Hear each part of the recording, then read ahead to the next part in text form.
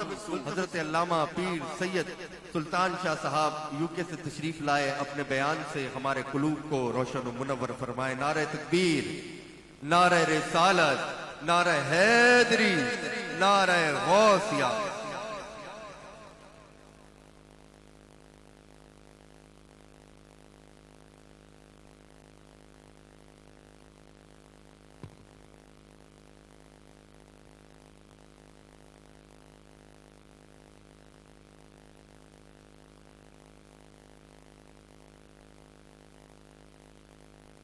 نحمده ونسلم على رسوله الكريم، أما بعد فأعوذ بالله من الشيطان الرجيم، بسم الله الرحمن الرحيم۔ فلا وربك لا يؤمنون حتى يحكموك فيما شجر بينهم ثم لا يجدوا في أنفسهم حرجا مما قضيت ويسلموا تسليما۔ آمنت بالله صدق الله العظيم، إن الله وملائكته يصلون على النبي يا أيها الذين آمنوا صلوا عليه وسلموا تسليما۔ اللهم صل على سيدنا ومولانا محمد معدن الجود والكرم وآله وأصحابه وبارك وسلم۔ الصلاة والسلام عليك يا سيدي يا رسول الله وعلى آلك وأصحابك يا حبيب الله۔ لي خمسة أطفي بها حر الوباء الحاطمة، المصطفى والمرتضى وابناهما والفاطمة، ما بعدهم من نسلهم قد جاءني من قبلهم العابد والباقر والصادق والكاظم، ثم الردي ثم التقي ثم النقي ثم عسكري ثم مهدي هاديا حضرت امام الخاتمہ۔ انتہائی واجب الاحترام سادات کرام و دیگر معزز میرے بزرگوں اور دوستوں اور پیارے بچوں، السلام علیکم ورحمۃ اللہ وبرکاتہ۔ آج کی یہ عظیم الشان روحانی اور نورانی محفل کچھی مسلم خلیفہ جماعت کے زیر اہتمام منعقد کی گئی ہے۔ جشن عید میلاد النبی صلی اللہ علیہ وسلم اور بالخصوص سید یوسف شاہ صاحب قادری رحمۃ اللہ تعالی علیہ عرف بہیا صاحب کے ایصال ثواب کے لیے بھی آج یہ اہتمام کیا گیا ہے، و دیگر جملہ مرحومین خلیفہ جماعت، مرحوم آدم شریف، مرحوم رضوان صاحب و دیگر اس پورے محلے میں جتنے بھی مومنین اور مومنات جو ہم سے پہلے رخصت ہو چکے ہیں، ان سب کو ایصال ثواب کیا جائے گا۔ رب کریم سرکار کریم آقا علیہ الصلاۃ والسلام کے صدقہ اور طفیل تمام مرحومین کی مغفرت فرما کر ان کے درجات کو بلند فرمائے۔ نقابت جو فرما رہے ہیں ہمارے محترم سید شوکت بخاری صاحب، اور ایک اور ہمارے مشہور اور معروف ثناء خواہ محمد ذیشان قادری صاحب بھی یہاں تشریف فرما ہے. مجھ سے قبل سید عابد علی شاہ صاحب نعت پاک کا نذرانہ پیش کر رہے تھے. مختصر وقت کے لیے میں آپ کی خدمت میں حاضر ہوں. چند باتیں سرکار کریم آقا علیہ الصلوۃ والسلام کے حوالے سے میں عرض کرنے کی سعادت اس یقین کے ساتھ کر رہا ہوں کہ رب کریم میرا بولنا اور آپ کا سننا اپنی بارگاہ میں قبول فرمائے. مختصر سے خطبہ کے بعد جو قرآن کریم کی میں نے تلاوت کی، رب تعالی ارشاد فرماتا ہے فَلَا وَرَبِّكَ لَا يُؤْمِنُونَ حَتَّى يُحَكِّمُوكَ فِي مَا شَجَرَ بَيْنَهُمْ ثم لا يجدوا في أنفسهم حرجا مما قضيت ويسلموا تسلیما. اے میرے محبوب آپ کے رب کی قسم، اے میرے محبوب آپ کے رب کی قسم. اب یہ بات کتنی اہم ہوگی کہ جس میں رب تعالی قسم ارشاد فرما رہا ہے. اگر ہمیں اپنی بات کا کسی کو یقین دلانا ہو تو ہم بھی قسم کھاتے ہیں، جبکہ بات پر بہت سے لوگ جو خدا کی قسم کھاتے ہیں، کوئی قرآن کی قسم کھاتا ہے. ہمیں اس سے بچنا چاہیے، مگر وجہ یہی ہوتی ہے قسم کھانے کی کہ جو بات میں کر رہا ہوں اس بات کی اہمیت کو سمجھا جائے. تو یہاں رب تعالی فرما رہا ہے کہ اے محبوب آپ کے رب کی قسم. یعنی کیا مطلب؟ کہ رب تعالی کو اس بات پر یقیناً ناز ہے کہ میں محمد مصطفیٰ کا رب ہوں. کہیے سبحان اللہ. اور یہی ہمارے بزرگوں کا طریقہ رہا. امام بوصیری کو جب ہم نے پڑھا، امام بوصیری رحمت اللہ تعالی علیہ جنہوں نے قصیدہ بردہ شریف لکھا، آپ بھی یہ کہتے ہیں کہ یا رب بالمصطفیٰ بلغ مقاصدنا واغفر لنا ما مضى یا واسع الکرم. یعنی وہ بھی جب اپنے رب کا ذکر کر رہے ہیں، رب کو یاد کرتے ہیں، تو وہ یہی کہتے ہیں کہ اے ہمارے مصطفیٰ کے رب. مجدد پاک کو جب دیکھا تو وہ بھی یہی کہتے ہوئے نظر آتے ہیں. مکتوبات میں آپ کہتے ہیں کہ میں رب کو رب کہتا اسی لیے ہوں کہ وہ میرے مصطفیٰ کے رب ہیں. ہم نے جب حضور اعلی حضرت کو دیکھا تو وہ بھی یہی کہتے ہیں وہی رب ہے جس نے تجھ کو ہمتن کرم بنایا، ہمیں بھیک مانگنے کو تیرا آستہ بتایا. کیونکہ رب بھی یہی فرما رہا ہے کہ اے محبوب آپ کے رب کی قسم. اب بات کتنی اہم ہے. رب فرما رہا ہے کہ اے محبوب آپ کے رب کی قسم وہ ایمان والے ہرگز نہ ہوں گے جب تک آپس کے اختلافات میں اے میرے محبوب آپ کو اپنا رہنما تسلیم نہ کر لیں. تو پتہ یہ چلا کہ در حقیقت ایمان جو نام ہے وہ محبت مصطفیٰ کا نام ہے. ہم اور آپ جس پرفتن دور سے جو گزر رہے ہیں، یہاں پر ہر شخص آپ جس کو دیکھیے وہ ایمان کا دعوے دار ہے. اب چاہے وہ صحابہ کرام کی شان میں کوئی گستاخی کرے وہ بھی کہتا ہے کہ ہم ایمان والے ہیں، کوئی اہل بیت کی شان میں گستاخی کرے وہ بھی کہتے ہیں کہ ہم ایمان والے ہیں. مگر ایمان والے کون ہیں؟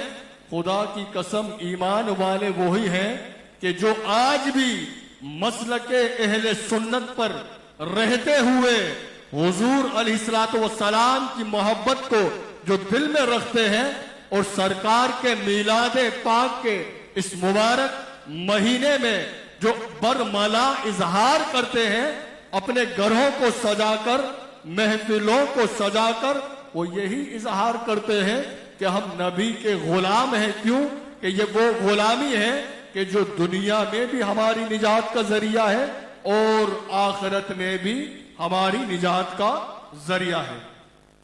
حضور علیہ الصلوۃ والسلام کی جو ذات پاک ہے، رب فرماتا ہے قرآن کریم میں، لقد جاءکم فی رسول اللہ اسوۃ حسنہ، کہ سرکار کریم آقا علیہ الصلوۃ والسلام کی ذات پاک ہم سب کے لیے کامیاب ہونے کے لیے انہی کی سیرت اپنانا یہ ضروری ہے، اور آپ ہی کی ذات پاک ہمارے لیے سب سے بہترین نمونہ ہے۔ اب ہم نے دیکھنا یہ ہے کہ ہم میلاد پاک کی محفل کو سجاتے ہیں، اور اس پر ہمارا یہ پکا یقین ہے اور یہ ہمارا عقیدہ ہے، یہی ہمارا نظریہ ہے، حضور کریم آقا علیہ الصلوۃ والسلام سے محبت کا جو تقاضا ہے، وہ تقاضا کیا ہے؟ اس تقاضے کو سمجھنے کے لیے ہمیں ضروری ہے کہ ہم بزرگان دین کی چوکھٹ پر آئیں اور ان کی چوکھٹ کو چوم کر انہی سے ہم یہ جانیں کہ سرکار کی محبت کا تقاضا کیا ہے۔ قرآن کریم سرکار کی سیرت پاک کو ہمیں اپنانے کا جو حکم دے رہا ہے، اب آیا یہ سیرت مصطفیٰ صلی اللہ علیہ وسلم ہمیں جو بتائی گئی، کیونکہ ہمارا یہ یقین ہے نا کہ سرکار نور ہے، کہیے سبحان اللہ، بھائی محبت سے کہیے سبحان اللہ۔ ہم سب کا یہ عقیدہ ہے، یہ یقین ہے کہ میرے نبی نور ہے، کیونکہ قرآن یہ کہہ رہا ہے لقد جاءکم من اللہ نور و کتاب مبین، کہ دو ایسی اہمیت والی باتیں جو رب نے قرآن میں فرمائی کہ ہم نے تمہارے درمیان ایک قرآن بھیجا اور ایک نور بھیجا۔ قرآن سے مراد تو آپ جانتے ہیں رب کا کلام ہے، اور نور ذات مصطفیٰ ہے۔ کچھ لوگوں نے انکار کیا، وہ نور نہیں مانتے۔ وہ کیوں نہیں مانتے نور حضرات گرامی؟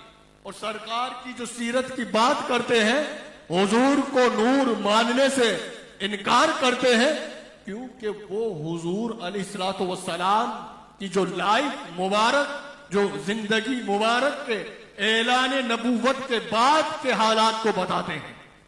ہمارا یہ عقیدہ ہے کہ حضور علیہ الصلوۃ والسلام کا نور تو اس وقت بھی تھا کہ جب آدم علیہ السلام بھی نہ تھے، نور مصطفیٰ اس وقت بھی تھا کہ جب کوئی نظام نہ تھا، یہ کائنات نہ تھی، نور مصطفیٰ تھا۔ اور یہ انکار کرنے والے جو آج میلاد کا بھی جو انکار کرتے ہیں، وہ یہی کہتے ہیں کہ حضور علیہ الصلوۃ والسلام نے اعلان نبوت جو 40 سال کے بعد جو اعلان نبوت فرمایا، تو 40 سال سے پہلے نبی کریم آقا علیہ الصلوۃ والسلام کو یہ علم نہیں تھا کہ وہ نبی ہے۔ مگر ہمارا اہل سنت کا یہ نظریہ ہے، یہ عقیدہ ہے کہ میرے نبی صلی اللہ علیہ وسلم نور ہے، کہیے سبحان اللہ۔ میں اسی پر گفتگو کر رہا ہوں، اور سیرت ہمیں کون سی اپنانی چاہیے، کیونکہ اگر یہ اعلان نبوت سے پہلے نبی مان لیں گے تو انہیں نور بھی ماننا ہوگا۔ ان کا انکار اسی بات کا انکار ہے کہ نبی صلی اللہ علیہ وسلم یہ 40 سال کے بعد نبی بنے ہیں۔ ہم یہ کہتے ہیں کہ بھائی تمہاری کتابوں میں یہ بات موجود ہے کہ جب حضور علیہ الصلوۃ والسلام کی جب ولادت باسعادت ہوئی، بی بی حلیمہ سعدیہ رضی اللہ تعالی عنہا میرے نبی کو جب ہاتھوں میں لے کر اونٹنی پر جب بیٹھی، تو وہ اونٹنی جو کمزور ہو چکی تھی، وہ اونٹنی میں طاقت آ گئی۔ کہیے نا سبحان اللہ، محبت سے کہیے سبحان اللہ۔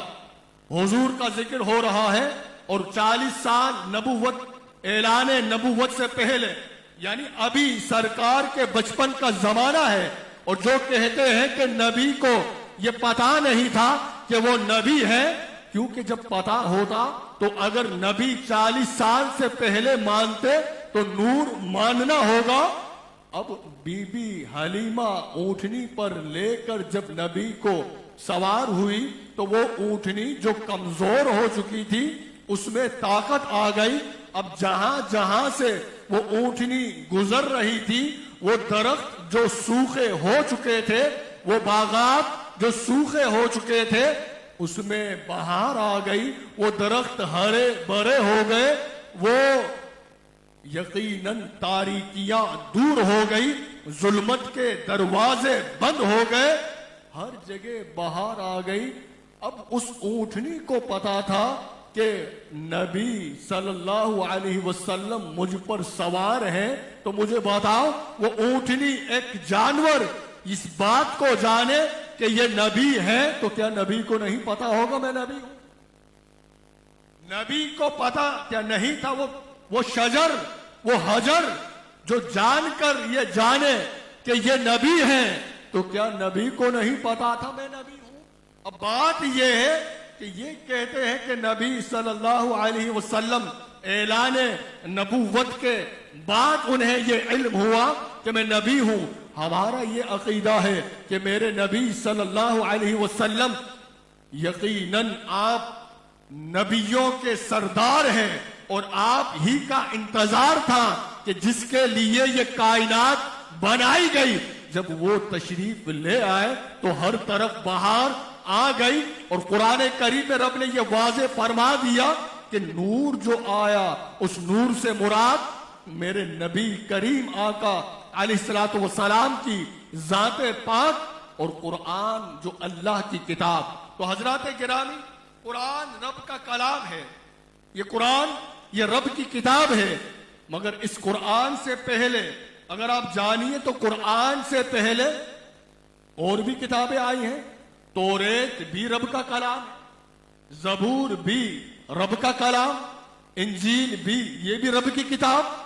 توریت حضرت موسیٰ علیہ السلام پر نازل ہوئی، زبور حضرت داؤد علیہ السلام پر نازل ہوئی، انجیل حضرت عیسیٰ علیہ السلام پر نازل ہوئی۔ ہم سب کا اس بات پر ایمان ہے اور یقین ہے کہ یہ کتابیں بھی آسمانی کتابیں ہیں، یہ کلام بھی رب کا کلام ہے، مگر آج اپنی اصلی حالت میں موجود نہیں ہے۔ مگر یہ قرآن، اس کا ذمہ رب نے لے لیا۔ تو بات کیا ہے کہ توریت بھی رب کا کلام، زبور بھی رب کا کلام، انجیل بھی رب کا کلام، آج اصلی حالت میں موجود نہیں۔ اور قرآن یہ وہ مقدس کتاب کہ قیامت تک کوئی اس کی ایک آیت بھی نہیں بدل سکتا، کوئی ایک حروف کو نہیں بدل سکتا۔ کلام یہ بھی رب کا، کتاب وہ بھی رب کی، وہ اصلی حالت میں نہیں، یہ اصلی حالت میں قیامت تک رہے گی۔ تو بات کیا ہے؟ توریت جاری ہوئی موسیٰ کلیم اللہ کی زبان سے، اور قرآن جاری ہوا محمد مصطفیٰ کی زبان سے۔ یہ نبی کی زبان کی تاثیر ہے کہ وہ زبان جس کو سب کن کی کنجی کہے، اس کی نافذ حکومت پہ لاکھوں سلام۔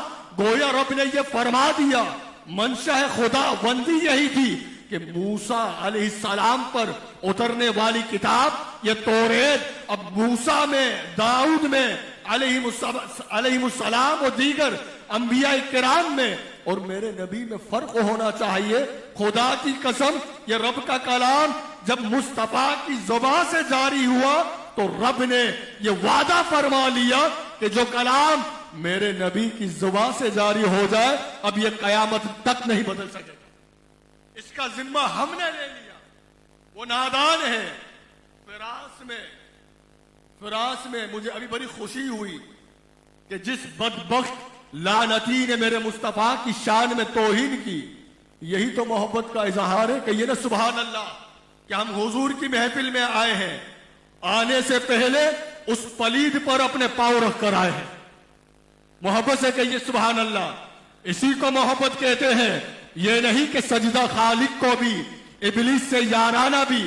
تو محبت کا تقاضا یہ ہے کہ جو حضور کے گستاخ ہو تو محبت دیکھنی ہو کتنی مضبوط ہے تو یہ دیکھ لو سرکار کے گستاخوں سے نفرت کتنی ہے۔ جتنی حضور کے گستاخوں سے نفرت ہوگی ہمارے حضور علیہ الصلوۃ والسلام سے ہمیں اتنی ہی محبت ہوگی۔ یہ محبت کا اظہار ہے۔ سرکار کی محفل میں ہم یہاں محفل میں بعد میں آئے ہیں، پہلے اس لعنتی پر جس کی تصویریں باہر لگا کر ہم یہ اظہار کرتے ہیں کہ جتنا بھی بڑا صدر ہو، جتنی بڑی ایڈوانس کنٹری ہو، اگر میرے نبی کی شان میں کوئی گستاخی کر لے تو ہمارے محلے کے بچے اس کے چہرے پر اپنا پاؤں مار کر یہ بتاتے ہیں کہ ہم غلام مصطفیٰ ہیں، کہ ہماری محبت حضور کے لیے ہے، ہماری جان سرکار کے لیے ہے۔ ہم نہیں دیکھتے کہ کوئی کتنا پاور والا ہے۔ خدا کی قسم اگر 313 ہو اور جنگی سامان بھی نہ ہو، بلال حبشی جیسے ہو، مگر وہ کافروں کو للکار کر یہ بتا دے کہ اے طاقتورو، تمہاری جتنی بھی طاقت ہے، ہماری تعداد یا طاقت اگر کم بھی ہو، مگر یہ ایمان کی محبت اتنی ہے کہ وہ 313 تھے جن سے لرزتا تھا زمانہ۔ ارے آج ہم ہزاروں ہیں، کرتے ہیں غلامی۔ اگر دنیا کی غلامی چھوڑ کر حضور کی غلامی اپناؤ تو خدا کی قسم کسی کی جرت نہ ہوگی کہ میرے نبی کی گستاخی کر لے۔ تو یہ ہماری محبت کا یہ تقاضا ہے۔ ہمیں یقیناً اس بات کی ضرورت ہے کہ جہاں جہاں سرکار کی گستاخی ہو ہمیں اس کی مذمت کرنی چاہیے اور یہ بتانا چاہیے، کیونکہ ہم نماز بھی جب پڑھتے ہیں، نماز رب کی خاص عبادت ہے۔ نماز میں بسم اللہ بعد میں ہے، اعوذ باللہ پہلے پڑھتے ہیں۔ ہم نماز میں اعوذ باللہ من الشیطان الرجیم پڑھتے ہیں، بسم اللہ الرحمن الرحیم بعد میں پڑھتے ہیں۔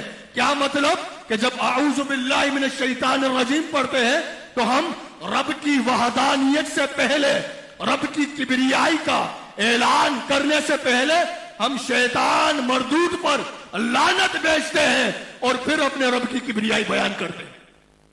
محبت سے کہیے سبحان اللہ۔ یعنی کیا مطلب؟ نماز یہ بتا رہی ہے کہ رب سے محبت کا تقاضا یہ ہے کہ پہلے شیطان پر لعنت بھیجی جائے پھر رب کی تعریف کی جائے۔ اور کلمہ جب پڑھتے ہیں، کلمہ ہم کہتے ہیں کہ لا الہ، لا الہ، نہیں ہے کوئی معبود، نہیں ہے کوئی معبود الا اللہ، اللہ کے سوا۔ کہیے سبحان اللہ۔ میں اپنی گفتگو ختم کر رہا ہوں۔